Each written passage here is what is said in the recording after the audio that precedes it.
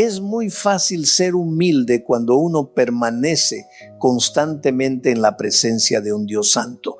Cuando verdaderamente caminas en su luz, no hay lugar para el orgullo ni para la arrogancia. Muéstrame a una persona orgullosa y yo te mostraré a alguien profundamente inseguro, alguien que no ha comprendido lo que significa arrodillarse ante la majestad del Altísimo, porque el que se arrodilla ante Dios no tiene necesidad de engrandecerse frente a los hombres. Y aquí estoy yo, Señor Jesús, todavía de pie en tu presencia.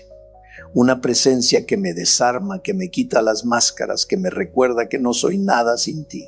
Ante ti, Señor, caen los títulos, los logros, las apariencias y solo queda el alma desnuda. A veces estamos tan ocupados en impresionar multitudes, en mantener relaciones superficiales, que olvidamos lo esencial, que lo que más necesitamos no es aprobación humana, sino transformación divina. Es momento de detenerse, de dejarse examinar por Él, de permitir que su mirada penetre hasta lo más hondo del alma. Lo que más debería preocuparnos no son los grandes fracasos, sino vivir una vida superficial, plana, cómoda. Esa vida que dice, a mí me va bien, no tengo grandes problemas, cuando en realidad por dentro estamos vacíos, desorientados, sin propósito. Déjame decirte algo, con todo el amor que puedo. Si no estás siendo procesado por Dios, si no estás pasando por valles, por pruebas, por sacudidas internas, es muy probable que aún no hayas descubierto tu verdadero propósito. Porque Dios no pule a quien no va a usar. Dios no refina oro falso. Él trabaja en quienes quiere usar para cosas grandes porque está buscando administradores de sus graneros. Y cuando pasas por tiempos de escasez, de necesidad, de incertidumbre, Él te observa.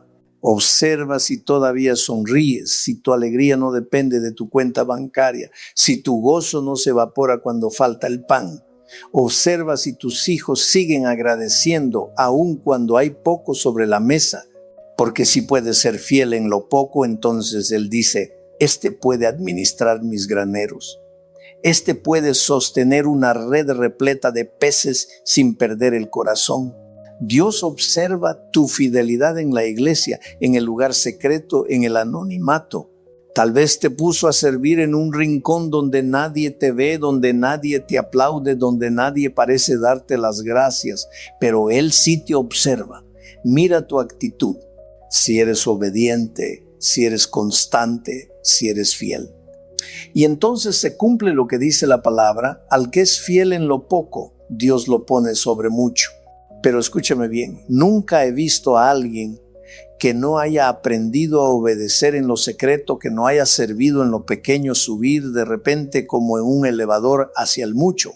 Eso no pasa, no va a pasar. Es ley espiritual, es matemática del reino, está escrito. A veces observo cómo algunas personas salen de iglesias, de ministerios, de empresas y cómo salen. Y yo ya sé con tristeza cómo les va a ir, porque yo también pasé por ahí, lo viví. Y una de las cosas que más me dolería como padre espiritual es ver a otros sufrir lo mismo que yo sufrí por no haber entendido los tratos de Dios. ¿Qué padre desea que sus hijos repitan su pobreza espiritual o emocional? Ningún padre con corazón, ninguno que ame de verdad. Y lo más triste es ver gente con espíritu de mosquito, gente que solo pica, critica, murmura y luego desaparece. Y yo sé que esas personas lamentablemente no regresan, porque cuando uno se quema con el fuego de la prueba y huye sin comprender, queda con olor a chamuscado y no entiende que ese fuego era parte del propósito. Por eso te digo hoy, agradece este tiempo, agradece el proceso. Porque el propósito no es que cumplas tus sueños, sino que camines con el Dios que te dio esos sueños.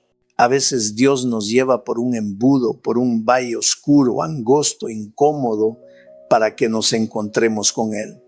Y desde ese encuentro profundo, verdadero, es mucho más fácil luchar contra el orgullo. Ya no necesitas demostrar nada, te basta con estar en Él. Cuando vives así, mantienes la humildad, te vuelves sencillo. Puedes incluso hacer bromas sobre tus errores, sobre tus torpezas, porque sabes que estás en proceso, porque aunque cueste, aunque duela, estás creciendo cada día un poco más. Cada día caminando hacia la estatura de la plenitud de Cristo. Y sí, me falta mucho. Y seguiré creciendo hasta que Cristo venga o hasta que llegue el momento de cerrar mis ojos por última vez, porque mientras haya vida hay propósito. ¿Lo crees tú? ¿De verdad crees que tienes un propósito de parte de Dios? ¿Quién lo cree? Levanta tu mano donde estés, decláralo. Tengo propósito. Dios me está moldeando. Él es el alfarero. Y como buen alfarero, te va a desarmar, te va a volver a armar, te va a tallar, va a tomar el cincel y va a quitar esas partes ásperas, esas actitudes que no reflejan su carácter. Y cuando eso pase, agradece, porque es señal de que Dios no ha terminado contigo. Hay veces en las que yo le digo al Señor, no quiero volver a pasar por esto otra vez. Y Él me responde con amor, aún no pasaste bien la prueba, hijo, toca repetirla. Y ahí es cuando me doy cuenta que todavía me falta, porque reaccioné en la carne y no en el espíritu. Y la carne, hermanos, la carne no quedó enterrada para siempre en las aguas del bautismo. Aquí estamos todos con carne, algunos con más carne que otros, pero carne al fin. Así que la lucha es constante, cada día. Y a veces, ante la misma situación que ya viviste antes, Dios te da otra oportunidad. Y esta vez reaccionas en el espíritu, no en la carne. Y cuando eso ocurre, cuando no explotas, cuando no gritas, cuando eliges la paz, hay una satisfacción mucho más profunda. Porque sí, reaccionar en la carne a veces da placer momentáneo. Se lo dije, le canté las 40. Qué bien se sintió. Pero al final, ¿qué ganaste? A veces basta un minuto, solo un instante, para que el alma sea afligida, para que el corazón se llene de peso. ¿Por qué? Porque dijiste lo que no debías, actuaste como no querías, y de pronto escuchas tus propias palabras, sí, esas que salieron de tu boca y no puedes creer que hayan sido tuyas. Te duele. Y no solo a ti, el Espíritu Santo también se contrista, se apaga un poco su fuego dentro de ti.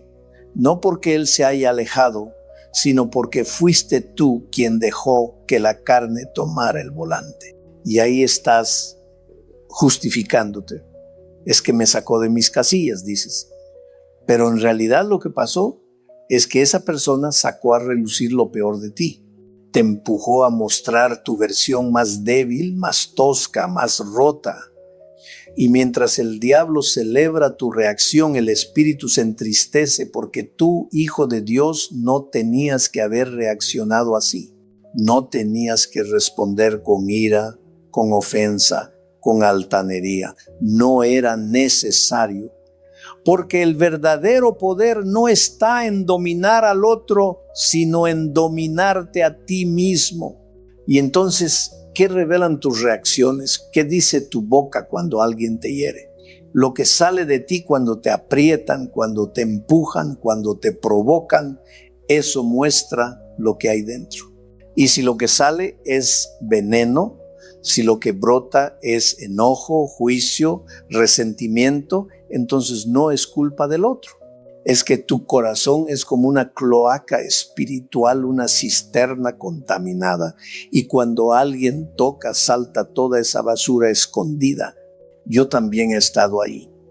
He tenido esos momentos en que he reaccionado mal. Lo reconozco con dolor. Y si pudiera, daría cualquier cosa por regresar el tiempo y simplemente callar, quedarme quieto. Pero Dios, en su infinita pedagogía, me vuelve a presentar la misma situación, una y otra vez, porque Él me dice, hijo, esta materia todavía no la aprobaste, esta lección aún no la aprendiste, y hasta que no la pases, No puedo ponerte al volante de un camión de 18 ruedas. No puedo confiarte más peso. Y entonces ahí estoy otra vez frente a una nueva provocación. La carne sí se desespera, quiere desquitarse, quiere responder, grita desde adentro, díselo, reacciona, defiéndete. Pero ahora ya aprendí a respirar profundo, a dejar que el Espíritu Santo me tome por dentro. Y en vez de reaccionar en la carne, respondo en el Espíritu, con dominio propio, con sabiduría, con autoridad del cielo, no de mi ego. Y sí, la carne se frustra, se retuerce.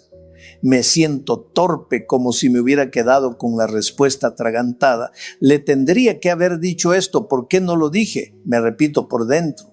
Pero en medio de ese silencio, escucho una voz suave, la voz del Espíritu Santo que me susurra.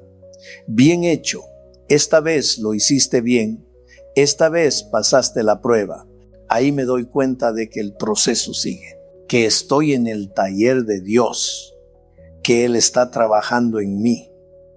Y comprendo de todo corazón que los sueños de Dios siempre son mejores que los míos, porque mientras yo imaginaba que lo máximo que podía lograr era ser cantante, Dios soñaba algo mucho más grande.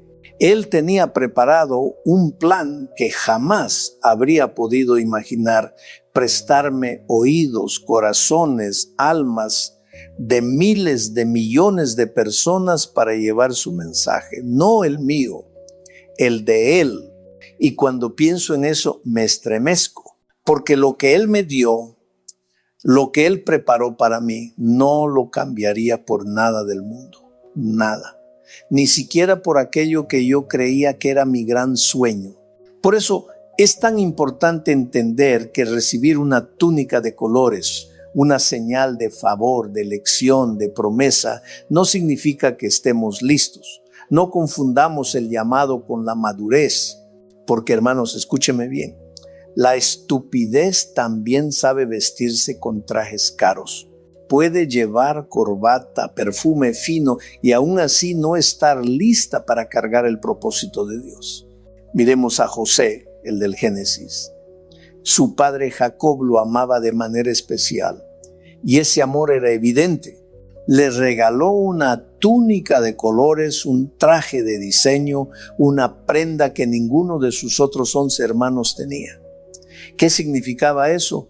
Que era el escogido, el hijo consentido, el niño mimado de la vejez. José jamás tuvo que preguntarse si su padre lo amaba, porque el amor de Jacob por él era obvio, palpable, hasta escandaloso. Me imagino a José durmiendo más que sus hermanos, jugando más, trabajando menos, salía con la suya en todo. Jacob lo favorecía descaradamente, mientras sus hermanos se vestían con lo que encontraban en los descuentos de jubilado los martes. José caminaba como si llevara un traje de Prada. Y cómo no, cómo vestir con estilo a 12 muchachos en crecimiento con el sueldo de un nómada. Era imposible. Pero para José su padre hacía una excepción. Un traje de marca, de colores, que lo distinguía de todos. Y sin embargo esa túnica no era señal de madurez, sino de proceso pendiente. Porque el José del palacio aún no estaba formado. El José que gobernaría Egipto aún no existía. Antes de llegar ahí, tendría que pasar por pozos, por traiciones, por prisiones, por quebrantamientos. Pero ese se trataba de José. Y claro, Jacob, su padre, no reparaba en gastos. Si José decía, papá, quiero un traje de Prada, Jacob iba y lo conseguía. Porque en aquellos días la vestimenta no era solamente cuestión de moda, sino una manifestación visible del estatus, del lugar que ocupabas en la familia y en la sociedad. Y José tenía un traje, vaya traje, una túnica de muchos colores, una prenda que no dejaba lugar a dudas, yo soy el favorito. Ese vestido lo hacía sentir especial. Y él, con apenas unos años encima, empezó a convencerse de que era distinto, que estaba llamado a algo grande, y en parte era cierto. Pero lo que José aún no sabía, y esto es crucial, es que un llamado no se valida por la ropa que llevas, ni por el favoritismo que recibes, ni por la gracia que pareces cargar. No, el llamado verdadero lo sostiene el carácter. Uno se puede emocionar muy fácilmente con los regalos de Dios. ¿Quién no se emociona con una promesa, con un ministerio, con una palabra profética? Pero ¿y la fortaleza que se necesita para cargar con ese regalo? ¿Y la madurez que se requiere para sostener esa bendición sin corromperse? Porque sin el carácter de Dios, hermano querido, no se llega lejos. Sin el carácter de Dios no se puede disfrutar la bendición y mucho menos sostenerla. Por eso hay personas que nunca prosperan financieramente. Y lo digo con dolor, no con juicio. Hay gente que, si Dios les diera más de lo justo, perderían el alma. Se desviarían del camino, cambiarían de prioridades, se olvidarían de quien los bendijo. Y Dios, que es sabio y bueno, decide mantenerlos en el margen justo, no porque no los ame, sino porque los cuida, porque sabe que su carácter aún no está listo para administrar abundancia. Y eso es lo que ocurre muchas veces. Usamos la túnica del favoritismo como si fuera una corona. Nos creemos el hijo consentido. Nos convencemos de que todo nos será dado.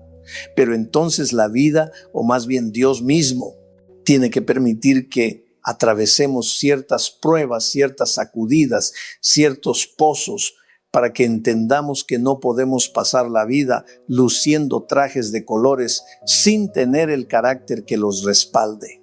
Estoy hablando en metáforas, por supuesto. Pero tú me entiendes. No podemos crecer creyendo que somos la última Coca-Cola del desierto, el alma más brillante del universo, el epicentro de todo lo que Dios quiere hacer. Porque cuando pensamos así, ay de nosotros cuando llega alguien más inteligente, más preparado, más ungido, más carismático, nos tiemblan las piernas, nos movemos del lugar, nos sentimos inseguros. Queremos ser los únicos con túnica, los únicos vestidos de Prada. Y debajo de ese traje de diseñador, muchas veces lo que realmente escondemos es miedo. Miedo a perder la posición, miedo a dejar de ser el preferido, miedo a que otro tome el lugar que creemos nos pertenece por derecho.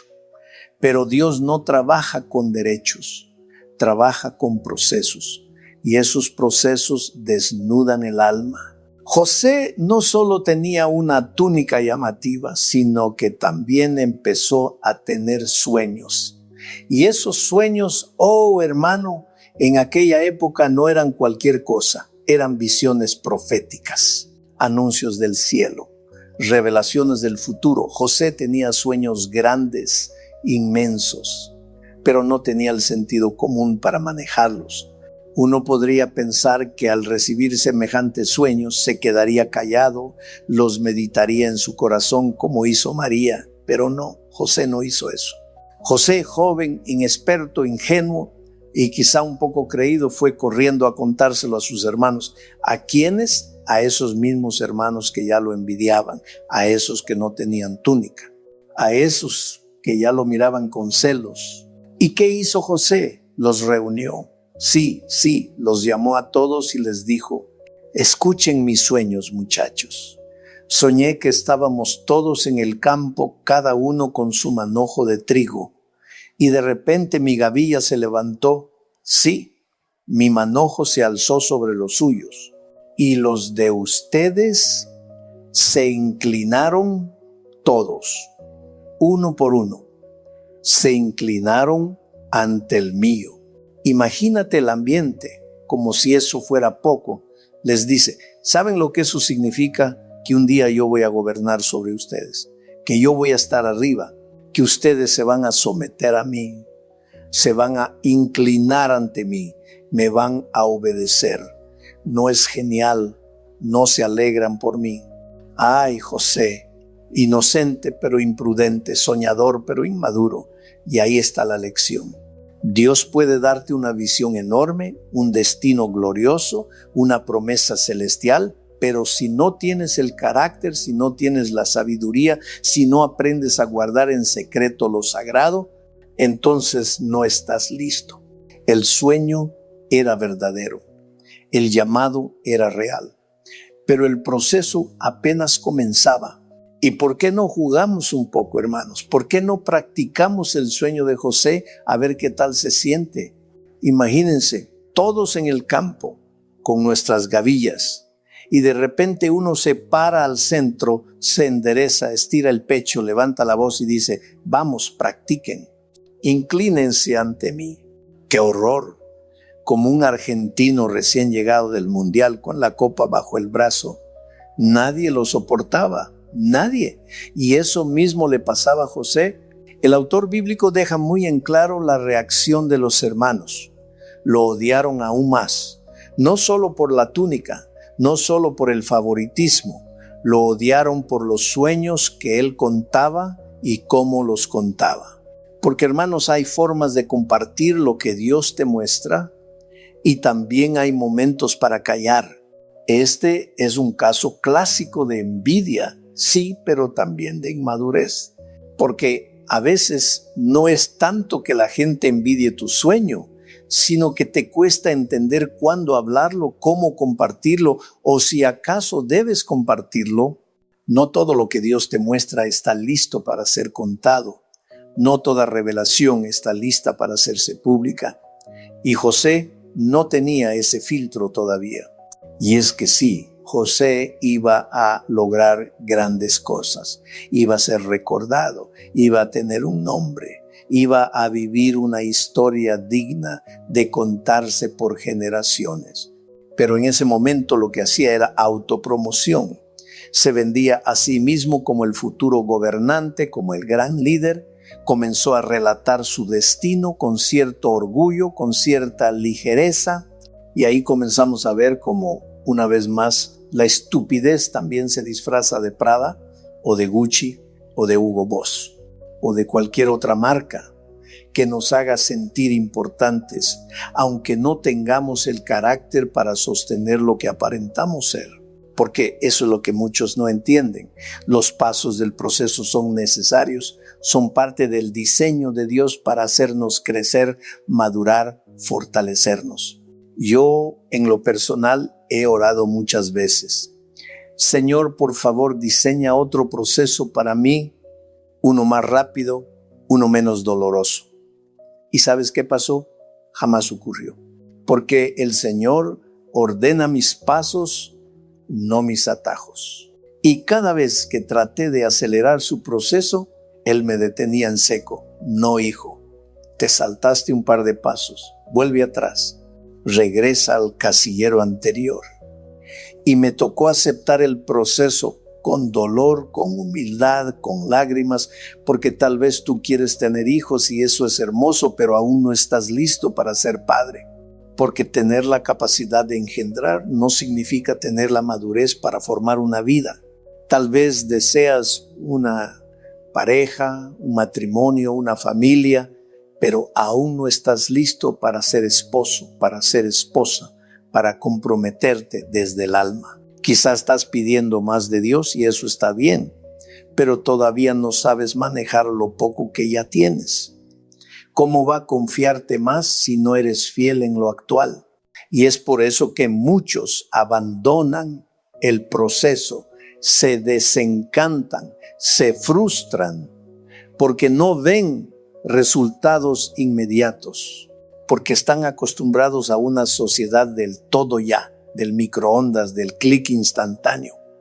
Y como no ven frutos en el tiempo que esperaban, se rinden. Eso mismo ocurre con el endeudamiento de muchas personas. Hay quienes conducen autos que no pueden sostener, viven en casas que apenas pueden pagar. ¿Por qué? Porque se saltaron el proceso, porque quisieron vivir hoy lo que solo debían vivir mañana.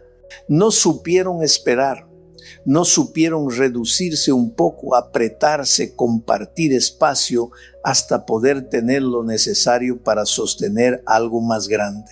A veces, hermano, hay que achicarse un poco para luego expandirse con firmeza. A veces hay que vivir un poco más apretados para que, llegado el momento, podamos manejar responsabilidades más amplias.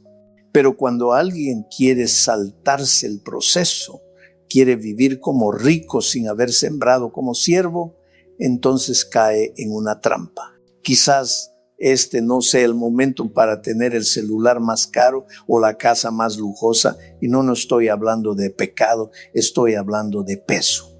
Pablo en su carta a los Hebreos lo dijo con claridad: despojémonos de todo peso y del pecado.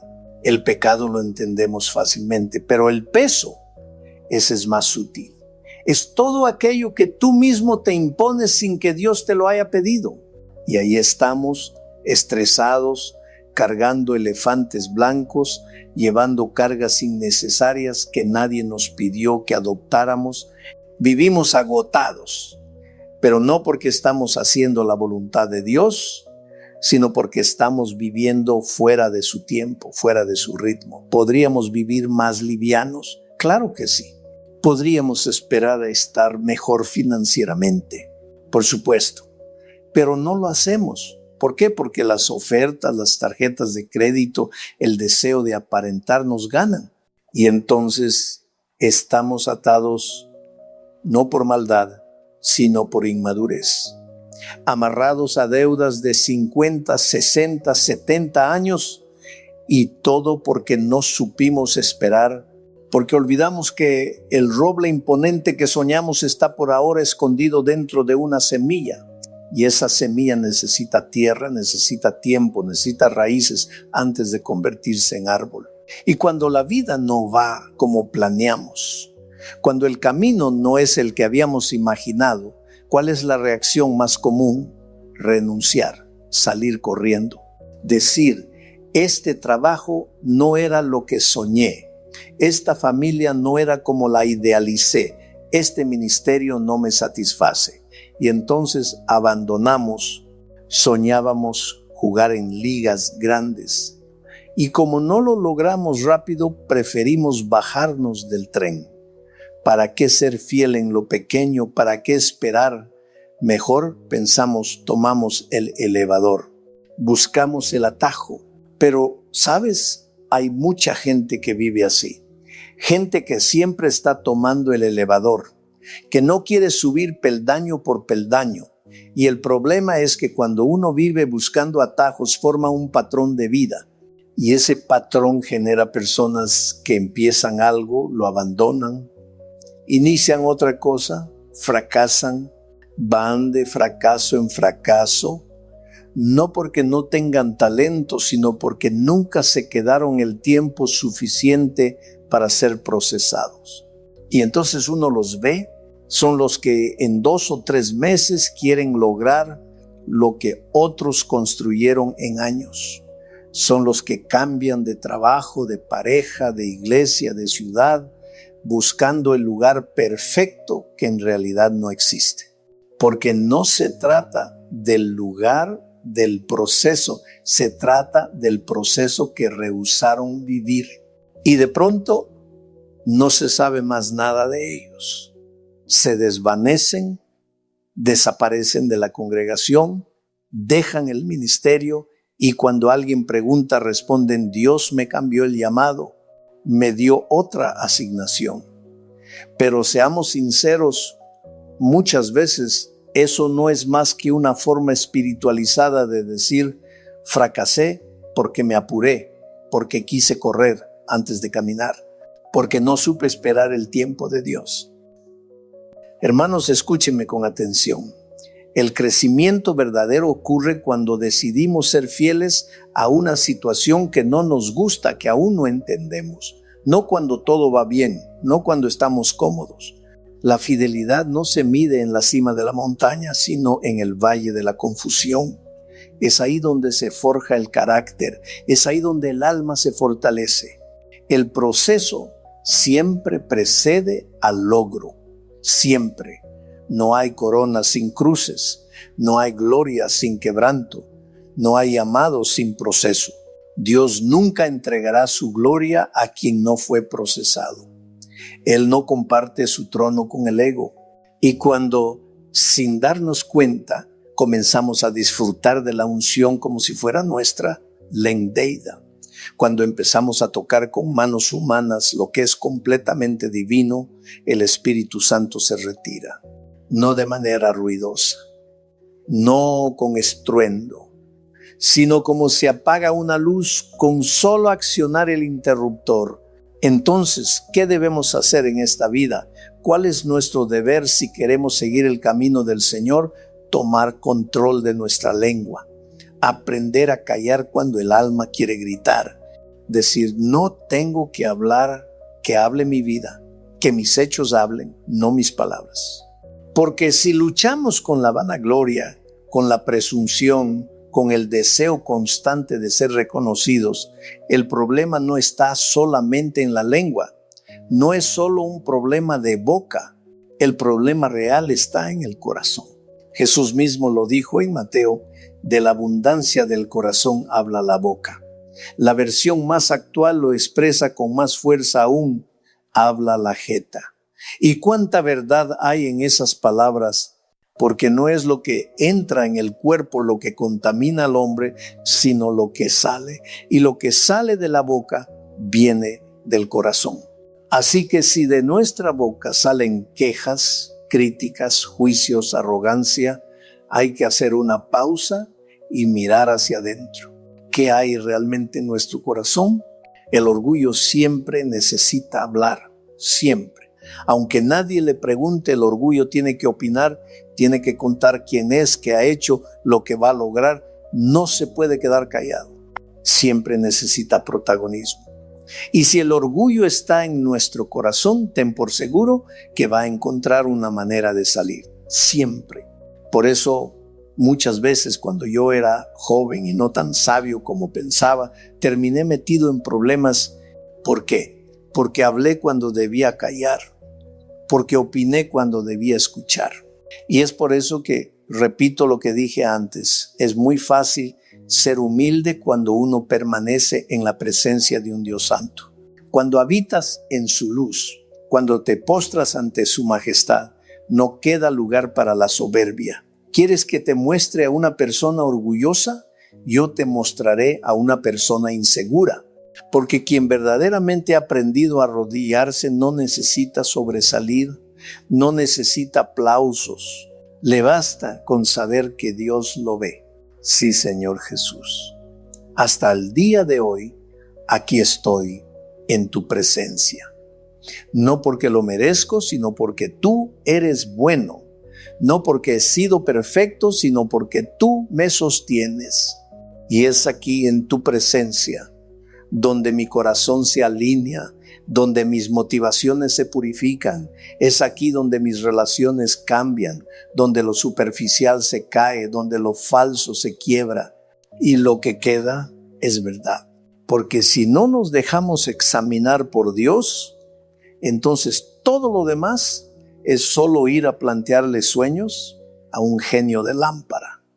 Pretendemos orar, pero solo le estamos presentando listas de deseos, y si uno entra a un lugar de oración sin dejarse examinar, es muy difícil salir de esa reunión sintiendo humildad. Ahora bien, ¿cómo vencí yo al orgullo del muchacho que fui para convertirme en el hombre que hoy soy? No fue porque me volví más santo, no. Fue porque aprendí a estar más tiempo con Dios, porque su presencia transforma.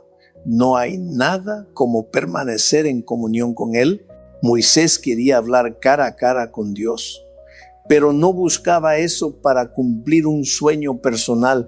Él no buscaba el éxito, buscaba relación, buscaba cercanía, buscaba mirar el rostro del Eterno.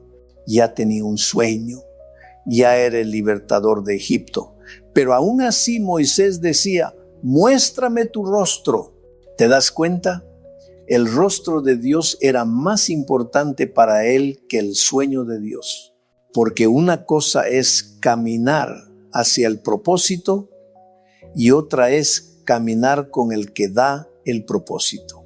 Por eso, si hoy estás dudando de tu llamado, si no estás seguro de tu asignación, si no entiendes tu temporada, yo te animo a que no busques tanto el sueño, sino al dador del sueño. Que tu oración sea: Señor, no me muestres más caminos si no vas tú conmigo. Muéstrame tu rostro. Yo quiero encontrarme con Dios. De verdad, deseo ese encuentro. No hablo de una experiencia superficial, de un momento emocional. Hablo de ese tipo de encuentro que transforma la vida, que rompe el orgullo, que deshace la vanidad y deja el alma desnuda delante de la gloria de Dios. Porque cuando uno realmente tiene un encuentro con Dios, se le acaban las boberías, se desvanecen las quejas, se apagan los lamentos absurdos. Se acaban esas tonterías del tipo: es que no me mencionaron, es que no me dieron las gracias, ¿por qué no me aplaudieron? ¿Por qué no me tomaron en cuenta? Todo eso se diluye cuando estás postrado, pequeñito, frágil, ante la presencia del Dios Todopoderoso. Ahí entiendes que el único aplauso que importa es el del cielo, que la única aprobación que cuenta es la del Padre, porque Dios jamás va a pedirte algo que vaya en contra del sentido común. Dios no te empuja al vacío de la estupidez. Eso no es fe. No confundamos la fe con decisiones imprudentes, impulsivas. Eso no es creerle a Dios y bajarse de la barca. Eso muchas veces es simplemente una excusa espiritual para cubrir un deseo carnal.